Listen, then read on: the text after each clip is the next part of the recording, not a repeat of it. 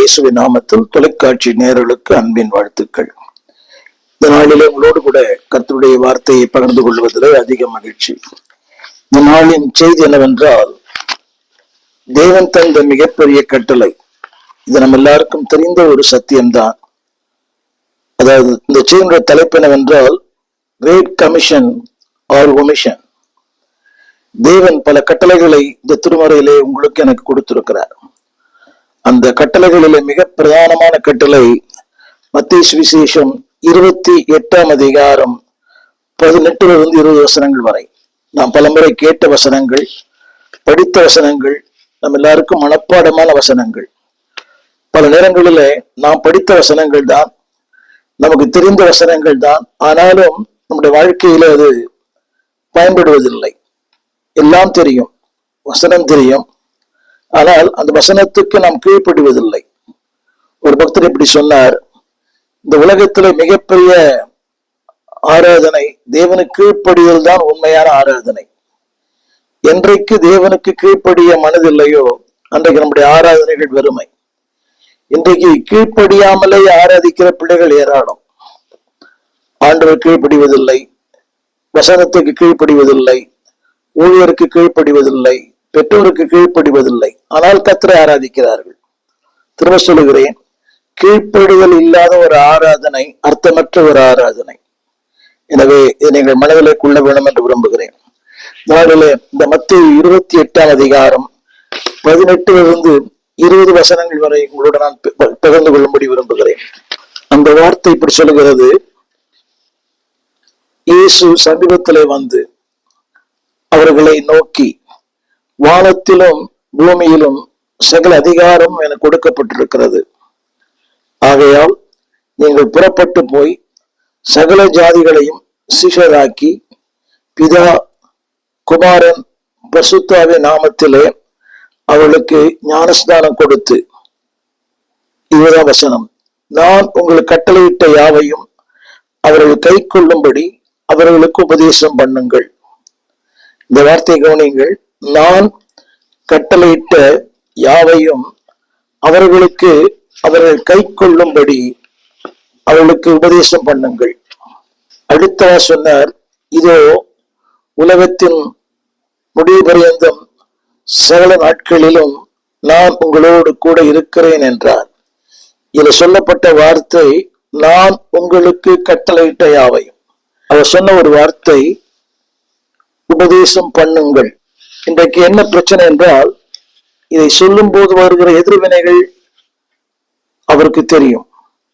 இன்னைக்கு எல்லாரும் சொல்ற வார்த்தை, இதை சொன்னால் எனக்கு எப்படி பிரச்சனை இருக்குமே, போராட்டம் இருக்குமே. தேவன் சொல்லுகிறார், நான் உங்களோடு கூட இருக்கிறேன். அந்த வார்த்தை திரும்ப சொல்லுகிறேன், உபதேசம் பண்ணுங்கள். இன்றைக்கு நம்முடைய தேசத்துல இதை சொல்வதற்கான ஏராளமான தடைகள். வார்த்தை சொல்ல முடியவில்லை, ஒரு டிராஸ் கொடுக்க முடியல, இப்படி பல பிரச்சனைகள். தேவன் சொல்லுகிறார், நான் உங்களோடு கூட இருக்கிறேன். அப்படியானால் அவருக்கு பின் விளைவு நன்றாகவே தெரியும். அதை செய்யும் போது உண்டாகிற பின் விளைவுகளை அவர் நன்கு அறிந்திருந்தார். எனவேதான் அவர் சொன்னார். அவர் சொன்ன ஒரு வார்த்தை, இது ஆங்கிலத்தில் இப்படி எழுதப்பட்டிருக்கிறது, அன்பானவர்களே, இஸ் எ கமிஷன். அது ஒரு கட்டளை. இரண்டாவது, அது ஒரு அத்தாரிட்டேட்டிவ் கமாண்ட். அதிகாரமிக்கவர் சொல்லுகிறார், நீங்கள் போங்கள், உபதேசம் பண்ணுங்கள். இன்னைக்கு எல்லாரும் சொல்றாங்க, மத மாற்றம் செய்கிறோம், மத பிரச்சாரம் செய்கிறோம். தேவன் சொல்லுகிறார், it is a authoritative command. அதிகாரமிக்கவர் சொல்லுகிற ஒரு வார்த்தை. மூன்றாவது, இஸ் அ டைரக்ட். அதாவது சில வசனங்களை அவர் மறைமுகமாக சொல்லுவார், இன்டைரக்டா சொல்லுவார். சில வசனங்கள் நேரடியாகவே இருக்கும். இந்த வார்த்தை நேரடியாக ஆண்டு சொல்லுகிற வார்த்தை. என்ன சொல்லுகிறார்? நீங்கள் உபதேசம் பண்ணுங்கள். இன்றைக்கு இது ஒரு கட்டளை. It is an order. அது அமேசிங் ஆர்டர். யோசித்து பாருங்கள், அது அவர் செய்யலாம். 1000 தூதர்களுக்கு அவர் அந்த பணியை தரலாம். ஆனால் பாவியான உங்களுக்கும் எனக்கும் அந்த பணியை தேவன் தந்திருக்கிறார். It is amazing order. அன்பானவர்களே, இதைத்தான் ஆண்டவர் நேரடியாய் சொன்னார். அந்த வசனத்தை நீங்க படிக்கும் போது அந்த வார்த்தை இயேசு சமீபத்தில் வந்து நம்ம கவனிக்க வேண்டும். அதுக்கு அந்த வார்த்தைக்கு 1000 அர்த்தங்கள் உண்டு. It is not indirectly, it is directly. யாருக்கோ சொல்லுகிற வார்த்தை அல்ல, தேவன் அவர்களுக்கு சொல்லுகிற வார்த்தை சமீபத்துல வந்து. அப்படியானால் அன்பான தேவ பிள்ளைகளே, அன்பான கர்த்தருடைய பிள்ளைகளே, இது ஆண்டவர் உங்களுக்கும் எனக்கு கொடுத்த ஒரு மகாபெரிய ஒரு மேன்மை, மகாபெரிய ஒரு அதிகாரம். திரும்ப சொல்லுகிறேன், உங்களை நம்பி, என்னை நம்பி அவர் தந்த பொறுப்பை அவர் வரும் வரை காத்துக் கொள்ளுவேன். உங்களை என்ன நம்பி இருக்கிறார். என்ன நம்பிக்கை தெரியுமா? நீங்கள் செய்வீர்கள் என்று நம்புகிறார். எனவேதான் பவுலுடையான் சொல்லுகிறான் அந்த பிலமோனுக்கு, நான் சொல்லுவதிலும் நீ அதிகமாய் செய்வீர் என்று நம்புகிறேன். அப்படியானால் தேவன் நாம் செய்வோம் என்று அதிகமாய் நம்புகிறார். ஒரு சின்ன கேள்வி, அந்த நம்பிக்கையை நீங்கள் வீணாக்க வேண்டாம். இன்னைக்கு திருச்சபை எதையோ செய்கிறது, பட்டிமன்றங்கள், கான்செர்ட், இன்னமும் செய்யறாங்க. ஆனால் முக்கியமான ஒன்று, தேவனுடைய கட்டளை, நீங்கள் போய் உலகெங்கும். இன்றைக்கு ஆரம்பத்தில் அது இருந்தது, ஆனால் இன்றைக்கு அது வர வர குறைந்து விட்டது. அதற்கு பல காரணங்கள், தடைகள் இருக்கலாம், போராட்டங்கள் இருக்கலாம், பாடுகள் இருக்கலாம். ஒருவேளை அதிகப்படியான ஒரு திருப்தி போதும். இன்னும் சில நினைக்கிறார்கள், இது என்னுடைய பணி அல்ல, இது ஊழியக்காருடைய பணி. இல்லை என்பாருடைய இயேசு அவர்களை நோக்கி, அந்த அவர்கள் நீங்கள் தான். அன்றைய முதல் நூற்றாண்டு திருச்சபையில இந்த வார்த்தையை ஏற்றுக்கொண்டார்கள். எனவேதான் அந்த ஆரம்ப நாட்களிலிருந்து பாடுகள், போராட்டங்கள், பிரச்சனைகள் அவர்கள் உலகெங்கும் கொண்டு சென்றார்கள். சற்று யோசித்து பார்க்க வேண்டும். அன்றைய சீசர்கள் இதை கொண்டு சென்றிருக்காவிட்டால் இன்றைக்கு நீங்கள் நாணம் இல்லை. ஒரு தோமா இந்த தேசத்துக்கு வரும்போது எத்தனை எதிர்ப்புகள், எத்தனை அவருக்கு கண்டனங்கள், எத்தனை மிரட்டல்கள். ஆனால் எல்லாவற்றையும் சந்தித்து தான் தேசத்துக்கு வந்தார். எத்தனை பேர் தேவ மனிதர்கள் இத்தனை பெரிய நாடுகளுக்கு போகும்போது அவர்கள் வாழ்க்கை இழந்தார்கள், குடும்பங்கள் இழந்தார்கள், பிள்ளைகள் இழந்தார்கள், எல்லாவற்றையும் இழந்தார்கள். But still they continue the ministry what they have received from God. தேவனிடத்திலிருந்து பெற்ற அந்த ஊழியத்தை நிறைவேற்றினார்கள். எனவேதான் பவுலுடையான் சொல்லும் போது, கர்த்தரிடத்திலிருந்து பெற்ற ஊழியத்தை நிறைவேற்ற கவனமாயிரு. இன்றைக்கு அநேகருக்கு வாழ்க்கையில் பல காரியங்களில் கவனம் இருக்கிறது. ஆனால் தேவன் சொன்ன அந்த முதல் காரியம், உலகெங்கும் போய், அதைத்தான் ஆரம்பத்தில் சொன்னேன். It is a commission, it is not a omission. இன்றைக்கு அந்த முக்கியமான ஒன்றை நாம் மறந்து விட்டோம். அது நாண விதிவிலக்கு அல்ல. கவனியுங்கள், நான் ஆண்டவர் ஏற்றுக்கொண்டதே ஒரு தனிநபர் மூலமாகத்தான். ஒரு தனிநபர் எனக்கு இயேசு பற்றி சொன்னார். அந்த தனிநபர் மூலமாகத்தான் நான் இயேசு ஏற்றுக்கொண்டேன். இந்த நாளில தேவனுடைய வார்த்தை சொல்கிறது, இதை முதல் நூற்றாண்டு கிறிஸ்தவர்கள் செய்தார்கள். பாடுகள் இருந்தது, போராட்டம் இருந்தது, பிரச்சனைகள் இருந்தது, எல்லாம் இருந்தது. ஆனால் வேதம் சொல்லுகிறது, அப்போஸ்தலர் 17:6 அந்த வார்த்தை சொல்லுகிறது, அன்பானவர்களே, இந்த வார்த்தையை பேசும்போது அவளுக்கு பாடுகள். நீங்க அப்போஸ்தலர் 17 வாசித்து பாருங்கள். இத்தனை பாடுகள், இத்தனை போராட்டங்கள்.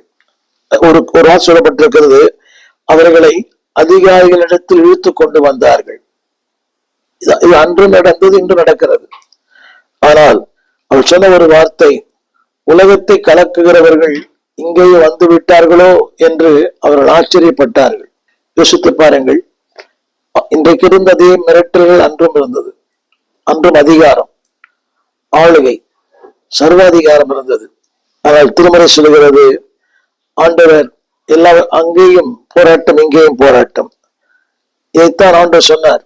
அன்பானவர்களே, அவருக்கு தெரியும், பாடுகள் தெரியும், போராட்டங்கள் தெரியும். எனவேதான் மத்தேயு 16:18 நான் உங்களுக்கு சொல்லுகிறேன், நீ பேதுருவாய் இருக்கிறாய், இந்த கல்லின் மேல் என் சபையை கட்டுவேன், பாதாளத்தின் வாசல்கள் மேற்கொள்ளுவதில்லை. அப்படியானால் கர்த்தருடைய அந்த வார்த்தையை சொல்லும் போது, அதை பேசும்போது, பாதாளத்தின் வாசல்கள் மேற்கொள்ளும் என்று அவருக்கு தெரியும். ஆண்டவர் சொன்னார், the hell will not overtake you. பாதாளத்தின் வாசல்கள் உன்னை மேற்கொள்ளாது.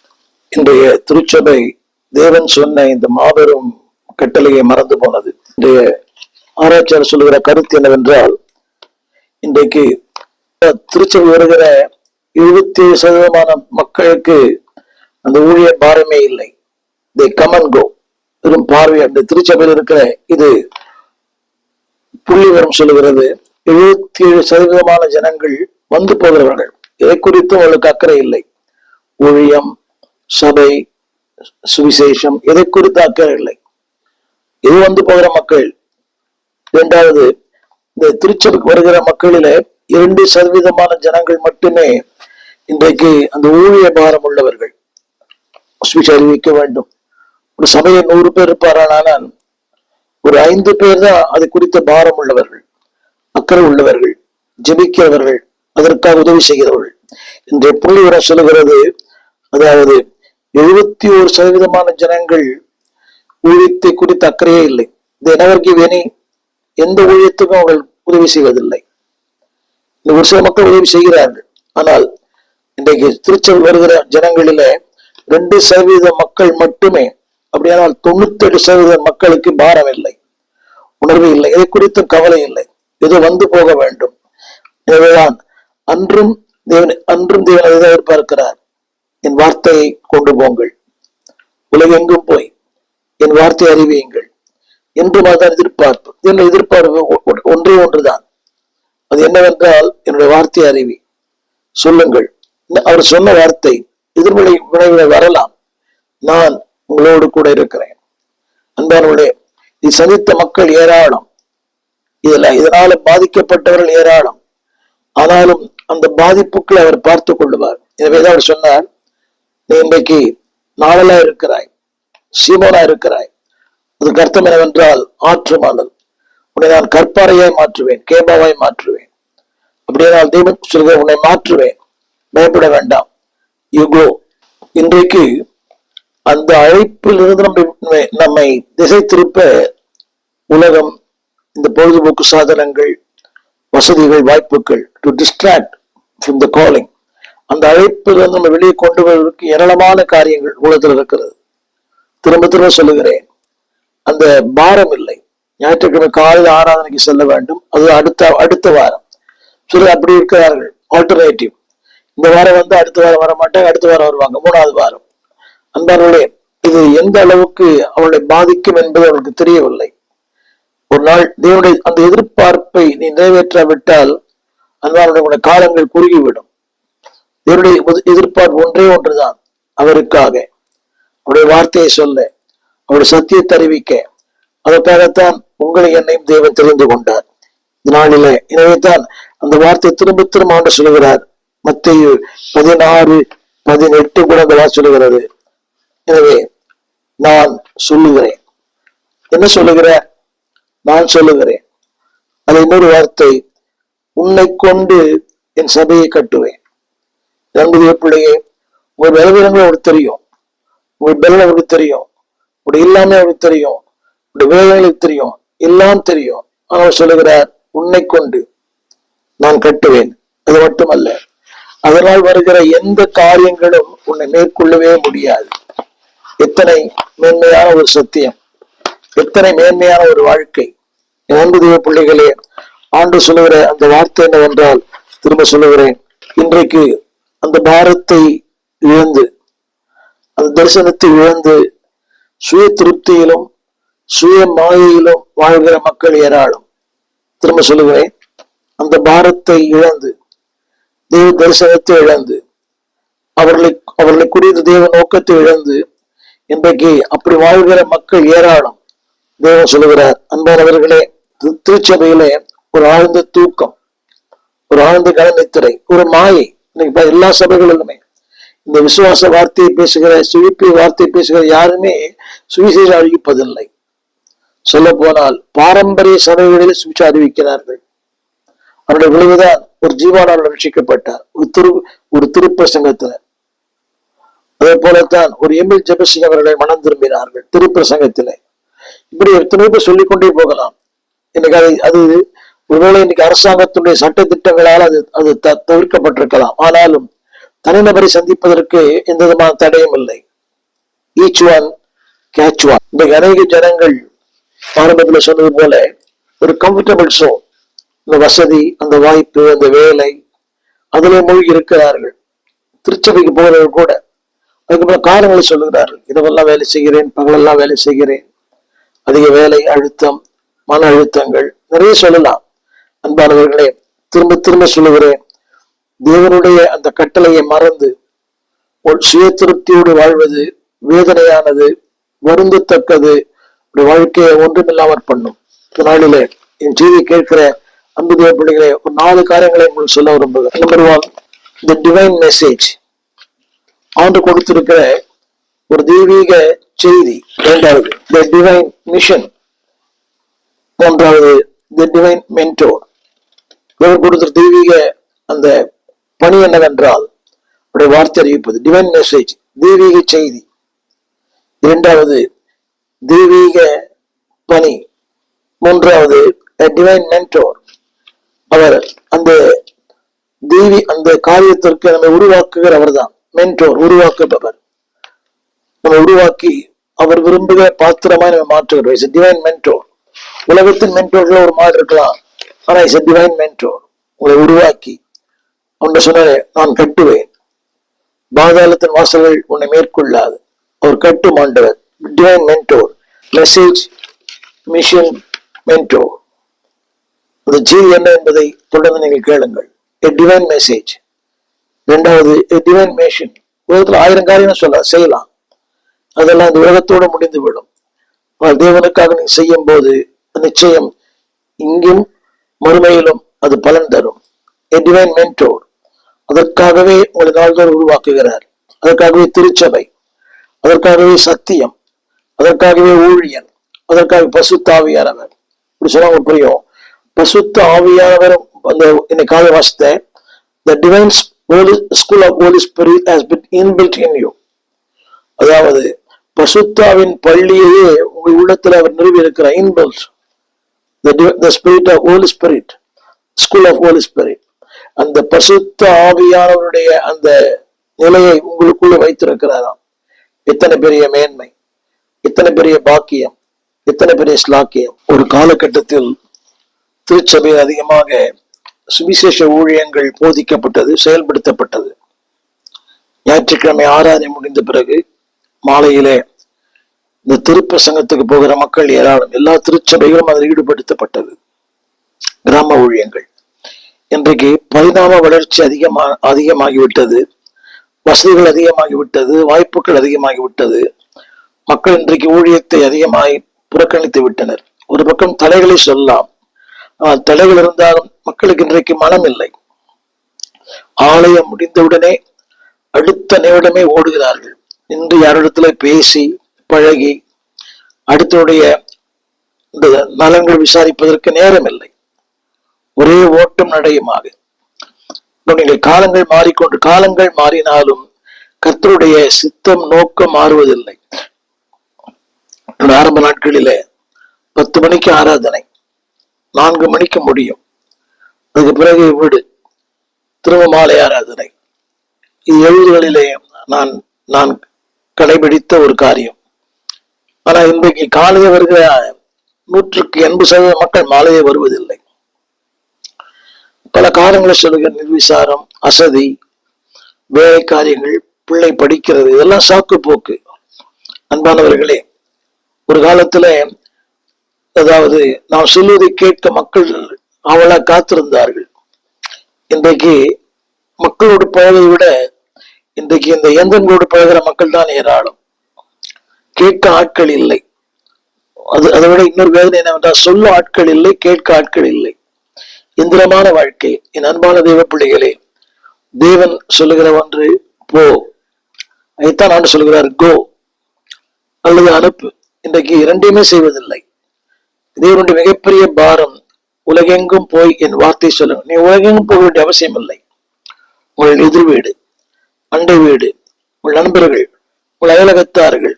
இன்றைக்கு வேதனை என்னவென்றால், இன்றைக்கு அநேக கிறிஸ்தவர்கள் தாங்கள் கிறிஸ்தவர்கள் என்பதையே வெளிப்படுத்திக் கொள்ள விரும்புவதில்லை. அவர் வைத்திருக்கிற பேரெல்லாம் பொதுவான பெயர்கள் தான், ஒரு கிறிஸ்தவ பெயரே இல்லை. அதுக்கு பல காரணங்கள்.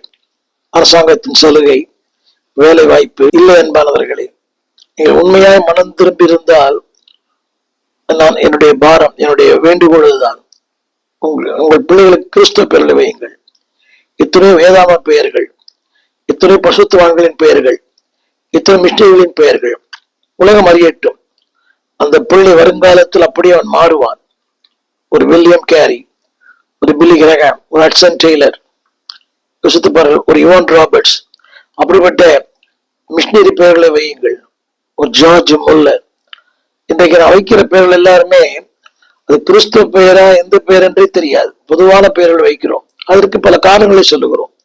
அது வாயில் நுழைவதில்லை. இல்லை அன்பானவர்களே, என்னுடைய பிள்ளைகள் எல்லாருக்குமே நான் ஒரு 3 பெயர்களை வைத்திருக்கிறேன். ஒவ்வொன்றுக்குமே கிறிஸ்துவ பெயர்கள் தேவகுமாரி, தேவப்பிரியா, தேவகிருபை. அது என்னன்னு கேட்பாங்க. அது ஒரு வாய்ப்பு. அவள் கேட்கும் போது அதை சொல்லுவதற்கான ஒரு வாய்ப்பை தேவன் நமக்கு தருகிறார். எனவே என்னை கேட்டுக்கொண்டிருக்கிற அன்பு தேவ பிள்ளையே, ஆண்டவர் ஒரு புதிய தொடக்கத்தை உங்கள் மூலமாக செய்ய விரும்புகிறார். இது முடிந்து போன அத்தியாயம் என்று சொல்ல வேண்டாம். God wants to have a fresh work in you and through you. உங்கள் மூலமாக ஒரு புதிய அத்தியாயம், ஒரு புதிய ஆரம்பம், ஒரு புதிய தொடக்கத்தை தேவன் செய்ய விரும்புகிறார். இன்றைக்கு காலங்கள் மாறிக்கொண்டு இருக்கிறது. இன்றைய தொழில்நுட்பம் மாறிக்கொண்டிருக்கிறது. யோசித்து பாருங்கள், ஒரு காலத்தில் இந்த தொழில்நுட்பம் இன்றைக்கு இல்லை. கிராமபோன் இல்லை, அப்புறம் இந்த கேசட் இல்லை, சிடி இல்லை. தொழில்நுட்பங்கள் மாறிக்கொண்டே இருக்கிறது. காலங்கள் மாறினாலும் தொழில்நுட்பம் மாறினாலும் தேவனுடைய வார்த்தை மாறுவதில்லை. அவர் அன்றும் சொன்னதை இன்றும் சொல்லுகிறார், நீங்கள் போங்கள். இது அவருடைய எதிர்பார்ப்பு, அவருடைய ஆதங்கம், அவருடைய மன விருப்பம். அன்பு தேவ பிள்ளையே, அவருடைய தேவை நீ சந்தித்தால் உன் தேவை சந்திப்பார். அனைவருக்கு தங்கள் தேவை சந்திக்கப்பட வேண்டும் என்பதுதான் மிகப்பெரிய குறிக்கோள். நான் எனது என்னுடைய செய்து பாருங்களேன். அவர் தேவையை சந்தியுங்கள், உங்கள் தேவையை சந்திப்பார், நிச்சயம் சந்திப்பார். அன்றைக்கு தடைகள் இல்லை. அன்றைக்கு இது மாதிரி தடைகள் எல்லாம் இல்லை. இன்றைக்கு தடைகள் ஏராளம். தடைகள் இருந்தாலும் உங்களுடைய அந்த முயற்சி, அந்த அர்ப்பணம், அந்த ஆதங்கம் தடைகளை தாண்டி முன் செல்வது செய்வார். இன்னைக்கு நாம் இந்த தடைகளை காரணம் சொல்லுகிறோம். மனம் இருந்தால் மார்க்கம் உண்டு. எத்தனையோ சொல்லப்படாத இடங்களிலும் மிஷனில் போகிறார்களே, ரஷ்யாவிற்கு, பல தேசங்களுக்கு போகிறார்கள். உண்மைதான். ரஷ்யாவில் ஒரு 14 நாட்கள் ஊழியம் செய்ய கர்த்தர் உதவி செய்தார். அடர்ந்த அமேசான் காடுகள், அங்கே எந்த விதமான வசதிகள் வாய்ப்பு இல்லை. 3500 கிலோமீட்டர் அமேசான் நதி.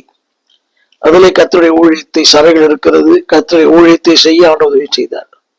பயங்கரமான பெரிய பெரிய கொசுக்கள் தான். அது நதியில தான் சபைகள் இருக்கிறது. நதியில தான் சபைகள் கட்டப்பட்டிருக்கிறது. ஆனா வசனத்தை கேட்கிற மக்கள் ஏராளம். 6 மணிக்கு ஆரம்பிக்கிற ஆராதனை இரவு 11 மணிக்கும் போகிறது. ஜனங்கள் அமர்ந்திருக்கிறார்கள். அங்க சின்ன சின்ன படகுகள் அப்படிதான் போறாங்க.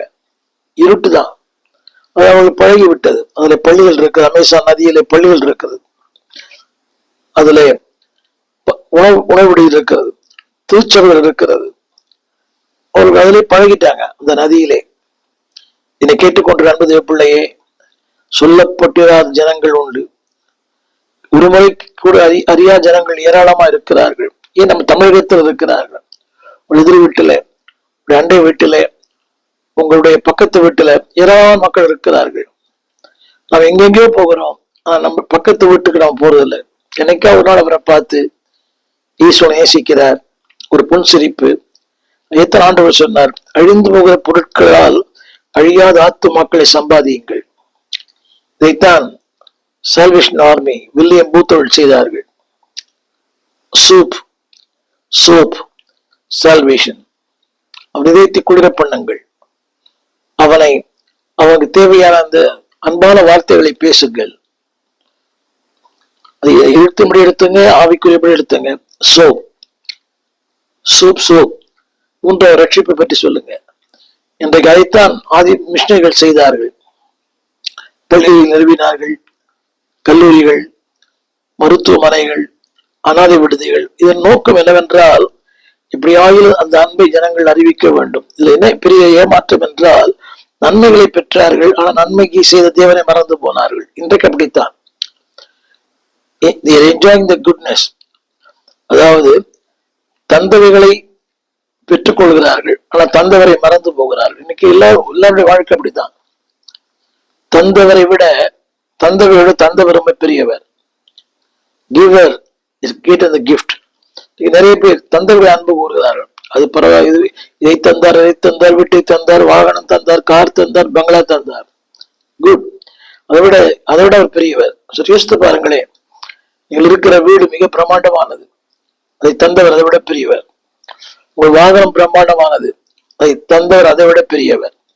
எனவே காலங்கள் மாறினாலும் கர்த்தருடைய வார்த்தை மாறுவதில்லை, அவருடைய அந்த கட்டளைகள் மாறுவதில்லை. அவர் சொன்ன வார்த்தை கோ. இன்றைக்கு நாம் போக முடியாததற்கு பல சாக்கு போக்குகளை சொல்லுகிறோம். வயது, சூழ்நிலை இல்லை அன்பானவர்களே. அப்படி சொல்லியிருந்த வில்லியம் கேரிங் வந்திருக்க மாட்டார், மிஷினரிகளுக்கு வந்திருக்க மாட்டாங்க, ஒரு ஹட்சன் டெய்லர் சீனாவுக்கு போயிருக்க மாட்டார், சொல்லிக்கொண்டே போகலாம். ஒரு ஆப்பிரிக்காவுக்கு போயிருக்க மாட்டார். எத்தனையோ பேர், டேவிட் லிவிங்ஸ்டன் போயிருக்க மாட்டார். நான் சொல்ல வந்த வார்த்தை சாக்கு போக்குகள், சந்தர்ப்பங்கள், சூழ்நிலைகள், இதே சாக்கு போக்கு சொல்லுகில்லை. முதலடி அடித்து வையுங்கள், அடுத்த அடி அவர் பார்த்துக் கொள்ளுவார். உண்மை அன்றைக்கும் தடை இருந்தது, இன்னைக்கும் தடை இருந்தது. அதைத்தான் சொன்னேன். அப்போஸ்தலர்களின் புஸ்தகத்துல அந்த பொருளை தரத்தரவர் இழுத்து, அதாவது மரித்து போன பிணம் போல இழுத்து கொண்டு வந்தார்கள். ஆனால் வார்த்தையை பேசினார். உலகம் சொல்லிற்று, உலகத்தை கலக்கல் இங்கே வந்திருக்கிறார்கள். அன்றைக்கும் பிரச்சனை, இன்றைக்கும் பிரச்சனை. மனிதன் மாறவில்லை. ஆனால் இருப்பார்க்கு எல்லாம் போ, அறிவி. அவர் சொன்னவர் உங்களோடு கூட வருகிறார். உலகத்தில் இருக்கிறவனிலும் உங்கள் இருக்கிற பெரியவர். உலகத்தில் இருக்கிறவன் பெரியவன் தான். உங்களை பாவம் செய்ய வைப்பதில்லை, எண்ணங்களை மாற்றுவதில்லை, உங்கள் சுபாவங்களை மாற்றுவதில்லை, நெகட்டிவ் உங்களுடைய திசையை திருப்புவதில்லை, உங்களுடைய எண்ணங்களை திருப்புவதில்லை, உங்களை பாவத்தில் ஆழ்த்துவதில்லை. அவன் பெரியவன். எதிலே பெரியவன்? உலகத்தில் இருக்கிறவனிலும் அவன் பெரியவன் தான். பாவம் செய்ய வைப்பதில்லை, தடுமாற்றத்திலே, குடும்பத்தின் பிரிவினைகளிலே, குழப்பத்தில் அவன் பெரியவன். அதை செய்வதில் அவன் பெரியவன். ஆனா அவனிலும் பெரியவர் உங்களோடு இருக்கிற, மறந்து போக வேண்டாம். அவருடைய வார்த்தை பெரியது, அவருடைய அபிஷேகம் பெரியது, அவருடைய வல்லமை பெரியது, அவருடைய கிருபைகள் பெரியது, அவங்க கொடுத்த ரட்சிப்பு பெரியது. இதைத்தான் வார்த்தை உலகத்தில் இருக்கிறவனிலும் உங்களுக்கு அப்படியே அவன் பெரியவன் தான். பாருங்கள், கோடிக்கணக்கான மக்களை தன் பக்கம் இழுத்து வைத்திருக்கிறார். தேவரை அறிந்தவர்கள் கூட இன்னைக்கு பின்மாற்றத்தில் இருக்கிறார்கள். இன்னைக்கு பாருங்க, ஒரு புதிய போதனை, இந்த செழிப்பு, கிருபை, என்னென்ன கேவலமான காரியங்கள் பார்க்கிறோம். செய்த பாவத்தை மன்னிக்கிறார், செய்ய போற பாவத்தை மன்னிப்பார். இதெல்லாம் அந்த உலகத்தில் இருக்கிற பெரியவன் செய்கிற வேலை. ஆனால் அவனிலும் ஒரு பெரியவங்களோடு கூட இருக்கிறார். உலகத்தில் இருக்கிறவனை காட்டிலும் உங்களுக்கு பெரிய எதிலே பெரியவர் என்று ஆரம்ப சொன்னேன். வல்லமையில், கிரியைகளில், மகத்துவத்தில், நடத்துவதில், உங்களுக்கு துணை செய்வதில், உங்களுக்கு யுத்தம் பண்ணுவதில் அவனை விட அவர் பெரியவர். பக்தன் பாடினார், உலகத்தில் இருக்கிற அழகை விட. இந்த நாளில் சில காரியங்கள் உண்மையை போல தோணலாம், ஆனால் உண்மை அல்ல. சில காரியங்கள் உங்களுடைய முதிர்ச்சி, வயது, இதெல்லாம் உண்மை போல தோன்றலாம், ஆனா உண்மை அல்ல. உண்மை. காற்றை கவனிக்கிறவன் விதைக்க மாட்டான், அறுக்க மாட்டான். அதையே பார்த்து கொண்டிருந்தால் கடினம். இன்னைக்கு நாம எல்லாம் சூத்திரமா, வெயில் வருது, வெயில்ல இருந்தா வெயில் அதிகம் சொல்றோம், மழை வந்தா மழை அதிகம் சொல்றோம். ஏதோ ஒரு காரணம். ஏன் சபைக்கு வரல இன்னைக்கு மழை, ஏன் சபைக்கு வரல இன்னைக்கு ரொம்ப வெயில், ஏன் சபைக்கு வரல அதிகமான வேலை இல்லை என்பானவர்களே. இது நீங்களா உங்களுக்கு வருவித்துக் கொள்கிற ஆக்கினை. எனவேதான் பவுல் சொன்னார், வாய்த்தாலும் வாய்க்காவிட்டாலும் சுவிசேஷத்தை பிரசங்கம் பண்ணுங்க. திரும்ப திரும்ப சொல்லுங்க. அந்த மேன்மை உங்களுக்கு புரியல, செஞ்சு பாருங்களேன். இன்னொன்று உங்களுக்கு சொல்ல விரும்புகிறேன். யாரோ ஒரு விதைத்தார், இன்றைக்கு நீங்கள் திருச்சபைக்குள் இருக்கிறீர்கள். அது யாரோ ஒருடைய உழைப்பு. என்னோட கூட பள்ளி மாணவர் எனக்கு இயேசுவை பற்றி சொன்னார். அவருடைய விளைவுதான் இன்றைக்கு நான் உங்களோடு பேசிக் கொண்டிருக்கிறேன். மிகப்பெரிய ஒரு தியாலஜி படித்தவர் அல்ல, இளைய கல்லூரி படித்தவர் அல்ல, நீண்ட கால அனுபவம் உள்ளவர் அல்ல. ஒரு மனம் திரும்பி ஒரு 3 மாதங்கள் ஆகியிருக்கும். அவர் தான் எனக்கு இந்த இயேசுவை அறிவித்தார். இன்றைக்கு எனக்கு 54 ஆண்டுகள். எங்கள் விலாசம் போதகர் ஸ்டீபன் தேவகுமார், திறந்த வாசல் சபை, நம்பர் 65, பரமானந்த தெரு, 7 கிணறு, சென்னை 600001. தொடர்புக்கு 9841839287. மேலும் 0444183330. எங்கள் மின்னஞ்சல் stephenopendor@gmail.com. எங்கள் தேவ செய்திகளை யூடியூப் சேனலில் பார்த்து பயனடையுங்கள். தேவன் உங்களை ஆசிர்வதிப்பாராக.